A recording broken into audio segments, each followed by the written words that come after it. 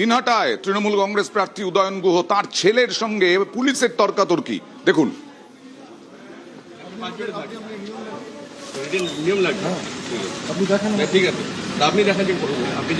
আমি এত বছর ধরে ভোট করে আসছি তো I have a very good understanding of what can be done and what cannot be done.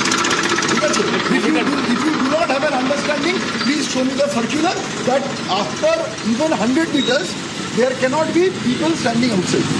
Please show me this. We'll make them disperse. Unnecessarily do not harass people. I'm not. Please don't do it. Unnecessarily don't please harass people. You may feel like that. I'm not. You are doing it. You have been doing it from yesterday, and you are still doing it. You Please have show. every right to think like that. Please show me the circular. I am nothing. Sir, please show me the Okay. and then let's do Okay. it. Okay. Wait a minute. হ্যারাসমেন্টের অভিযোগ তুললেন, কোথাও কি উপাসনা, কোথাও আশঙ্কা রয়েছে উদয়ন গুহর এইভাবে ছেলের সঙ্গে তর্কাতর্কি?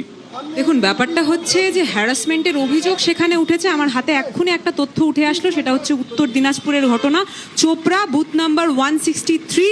সেখানে আমরা দেখতে পাচ্ছি যে কিভাবে সিআরপিএফ 3 জন মহিলাকে হেনস্থা করেছে এবং সেই তথ্য আমাদের কাছে উঠে এসছে। এবং শুধুমাত্র তাই কেন, তার পাশাপাশি সেই 3 জন মহিলার থেকে একজন ইজ গুরুতরভাবে আহত, মানে she is already having a head injury. শুধুমাত্র তাই নয় দাদা, তার পাশাপাশি পশ্চিম মেদিনীপুর 118 নম্বর বুথ, সেখানেও আমরা শুনতে পাচ্ছি যে কিভাবে তৃণমূল পার্টি অফিসে ঢুকে তার পরবর্তীতে সিআরপিএফ এর বিভিন্ন প্রতিনিধিরা সেখানে উপস্থিত থাকা বিভিন্ন লোকজনদের গায়ে আঘাত করেছে, তাদের গায়ে হাত দেওয়া হচ্ছে।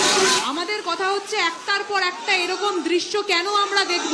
আজকে যখন ভোট চলছে তখন বিভিন্ন তথ্য আমাদের কাছ পর্যন্ত উঠে আসছে। কিছুক্ষণ আগে আপনাদের চ্যানেলেই দেখছিলাম যে কিভাবে বিভিন্ন জায়গায় ইভিএম কাজ করছে না। কেন্দ্রীয় বাহিনীর বিরুদ্ধে যে অভিযোগটা, সেই অভিযোগটা গত দুদিন ধরেই উঠে আসছে। আবার এখানে তৃণমূল দাবি করলো মারধরের